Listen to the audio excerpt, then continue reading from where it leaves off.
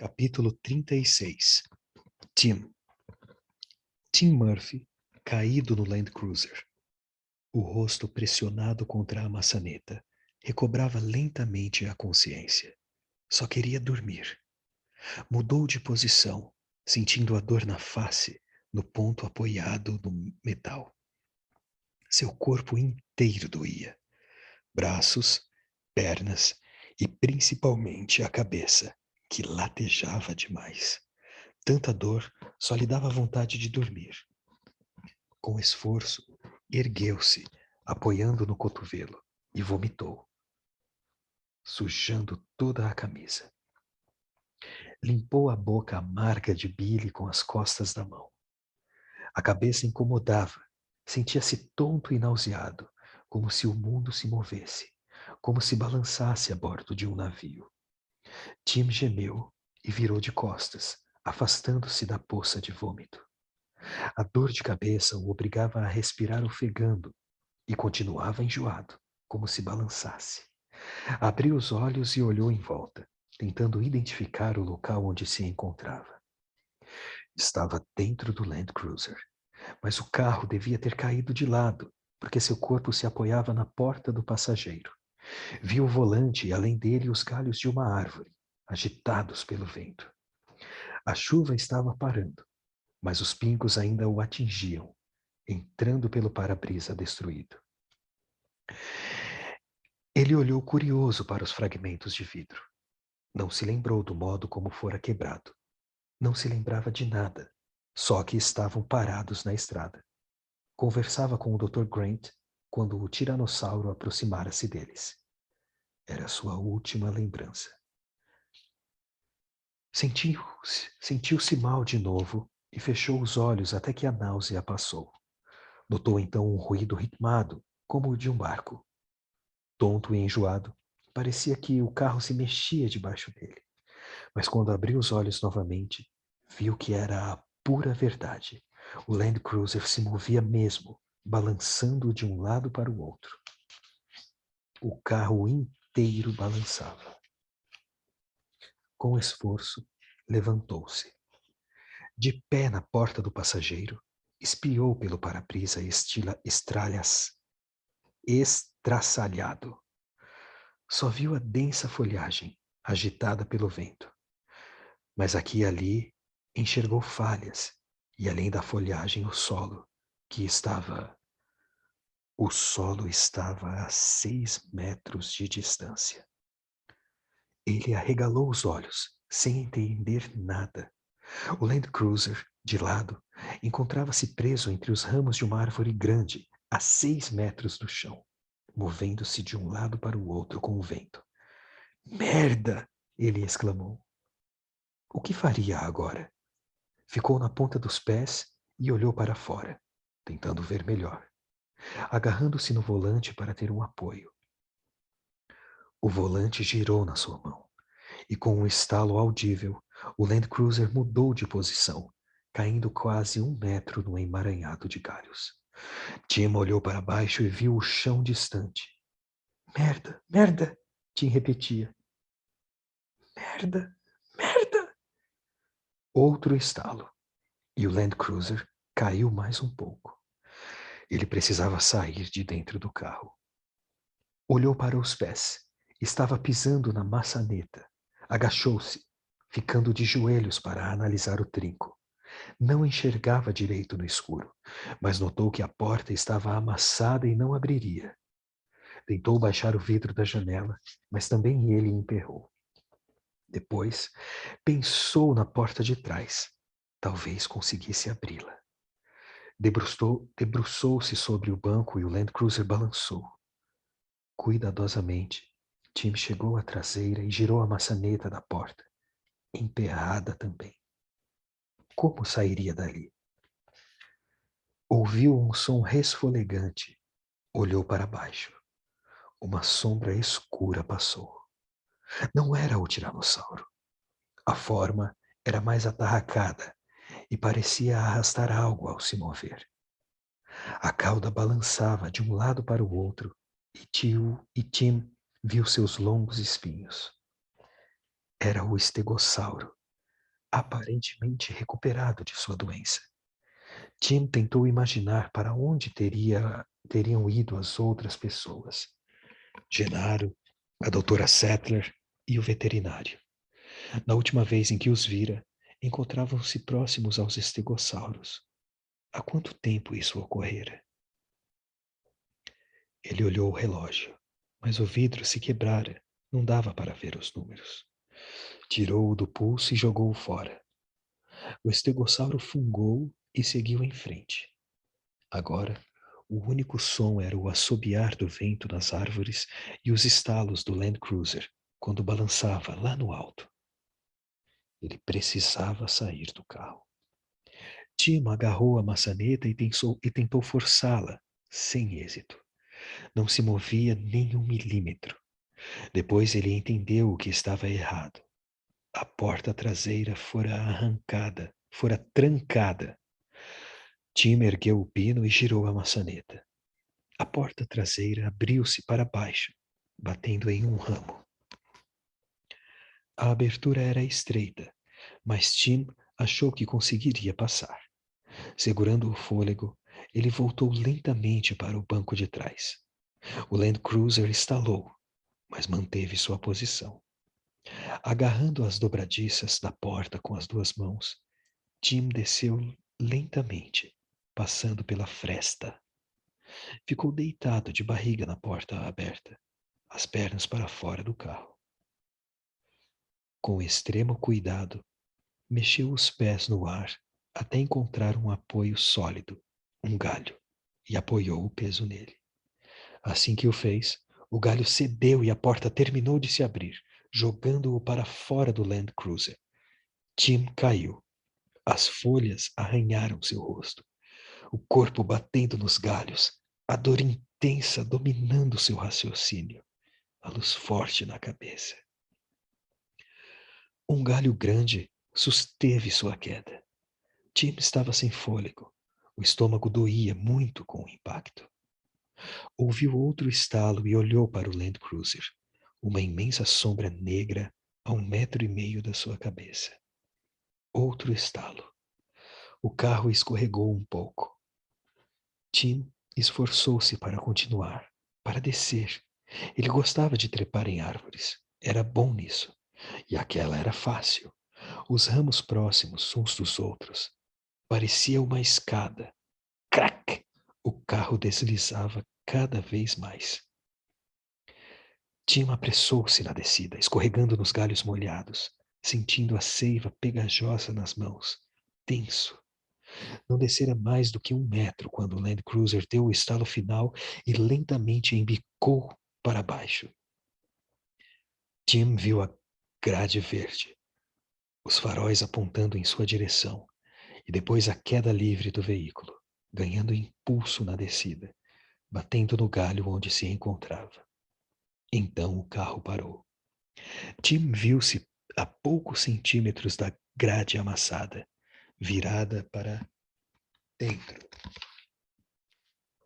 como uma boca maldosa, tendo os faróis como olhos. Algumas gotas de óleo pingaram em seu rosto. Ainda estava a 4 metros do chão. Encontrando outro galho, mais abaixo, ele desceu. Acima, o ramo cedia com o peso do Land Cruiser, estalando, e o carro estava a ponto de cair em cima dele. Tim percebeu que não teria tempo de descer mais, então soltou-se até o chão. Sentindo que o Land Cruiser descia batendo nos galhos, como se fosse um animal a persegui-lo, Tim, caído de costas no solo, rolou o máximo que pôde, encostando-se no tronco da árvore, enquanto o Land Cruiser batia no chão com estrondo e uma repentina explosão de faíscas elétricas que penetraram em sua pele e chiaram ao atingir a terra molhada a seu lado. Tim levantou-se bem devagar. Na escuridão, ouviu uma fungada e viu o estegossauro que retornava, aparentemente atraído pela queda do Land Cruiser. O dinossauro moveu-se com pachorra, a cabeça baixa, as imensas placas cartilaginosas dispostas em 2 fileiras na corcunda das costas. Ele se comportava como uma tartaruga monstruosa. Era estúpido e lerdo. Tim pegou uma pedra e a jogou nele. Vai embora! A pedra bateu numa das placas. O estegossauro continuou avançando. Vai embora! Vai embora! Ele jogou outra pedra, acertando o estegossauro na cabeça. O animal grunhiu, virando-se lentamente, e voltou por onde viera. Tim recostou nos destroços do Land Cruiser e fitou a escuridão. Precisava encontrar os outros, mas não queria correr o risco de se perder. Sabia que se encontrava em algum ponto do parque, não muito longe da estrada principal. Se conseguisse pelo menos localizar sua posição, não dava para ver nada no escuro. Aí ele se lembrou do binóculo. Esgueirou-se pelo para-brisa despedaçado do Land Cruiser, encontrando o binóculo e o rádio. Este último, quebrado e mudo, foi deixado de lado, mas o binóculo ainda funcionava. A imagem verde fosforescente o tranquilizou um pouco. Usando o binóculo, localizou a cerca destruída à esquerda e dirigiu-se para lá. A cerca tinha 4 metros de altura, mas o tiranossauro a esmagara sem esforço. Tima cruzou apressado, avançando numa área de densa vegetação, chegando à via principal. Através do binóculo, viu o outro Land Cruiser virado de lado. O carro estava vazio. Nem sinal do Dr. Grant e do Dr. Malcolm. Onde teriam ido parar? Onde estava todo mundo? Ele sentiu um pânico súbito, parado sozinho no meio do mato, à noite, e circulou em torno do carro, vendo o mundo girar pelo binóculo. Algo pálido, na beira da estrada, chamou sua atenção. Era a bola de beisebol de Alexis. Ele limpou a lama que a cobria. Lex! Tim gritou o mais alto que pôde, sem ligar para a possibilidade de atrair algum animal. Depois parou e escutou, mas só o ruído do vento e dos pingos de chuva caindo das árvores chegou a seus ouvidos. Lex! Ele se lembrava vagamente de que ela estava no Land Cruiser quando o tiranossauro atacou. Teria ficado lá? Teria fugido? As lembranças do momento do ataque se embaralhavam na sua cabeça. Não tinha muita certeza do ocorrido. Só de pensar, ficava enjoado. Parou no meio da estrada, ofegante, em pânico. Lex! A noite parecia se fechar em torno dele. Sentindo o peso da situação, Tim sentou-se na estrada e choramingou por algum tempo. Quando parou, continuou ouvindo um choro. Era fraco, vinha de algum ponto mais à frente. Há quanto tempo aconteceu? Mondo perguntou, voltando à sala de controle. Ele carregava uma caixa preta de metal. Meia hora. O Jeep de Hardin já deveria estar de volta. Arnold apagou o cigarro. Devem chegar a qualquer momento. Ainda não tem notícias do Nedry? Muldoon quis saber. Não, nada por enquanto. Muldoon abriu a caixa, que continha 6 rádios portáteis.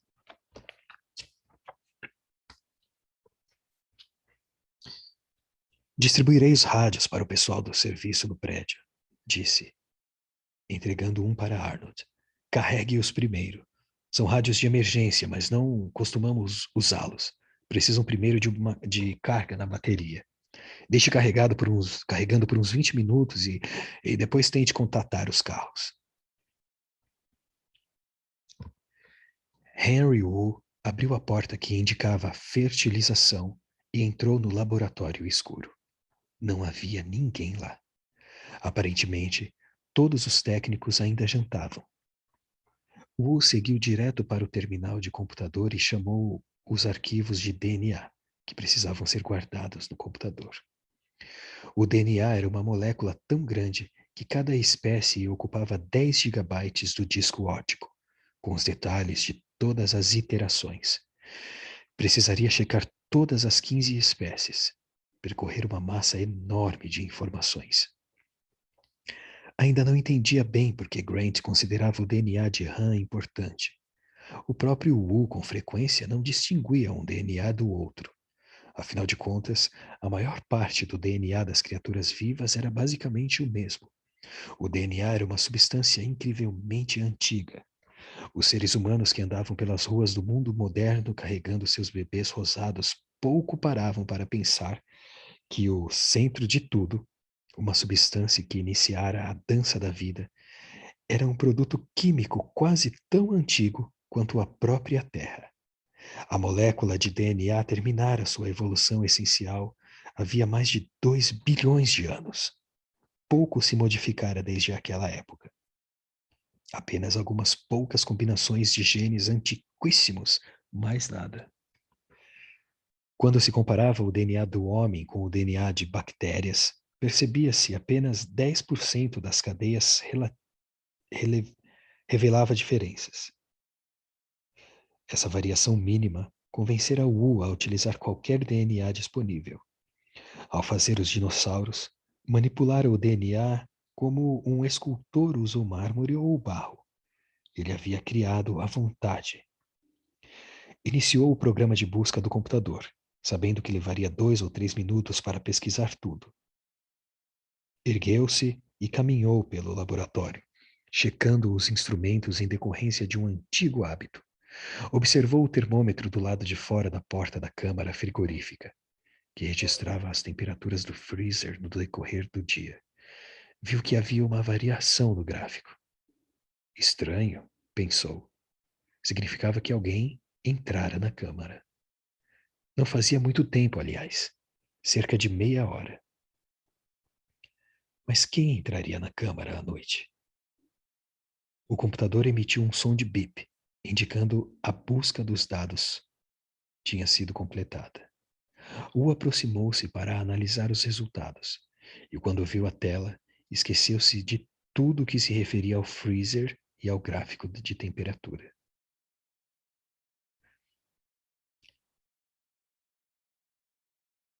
O resultado era claro. Todos os dinossauros capazes de procriar tinham incorporado o DNA de Rana, ou seja, de Han, e nenhum dos outros animais. Ele não entendia como isso permitia sua reprodução, mas não podia negar que Grant tinha razão. Os dinossauros estavam se reproduzindo. Algoritmo de busca de DNA. DNA. Critério de busca de versão. Rana. Tudo. Fragmentado.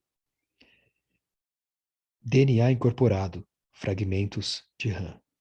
Maiasaurus. Versões 2.1 a 2.9. Procompsognathus. Versões 3.0 a 3.7. Otinielia, versões 3.1 a 3.3. Velociraptors, versões 1 a 3. Ipsilophodontes, versões 2.4 a 2.7. Ele correu para a sala de controle. Fim do capítulo 36. Tim.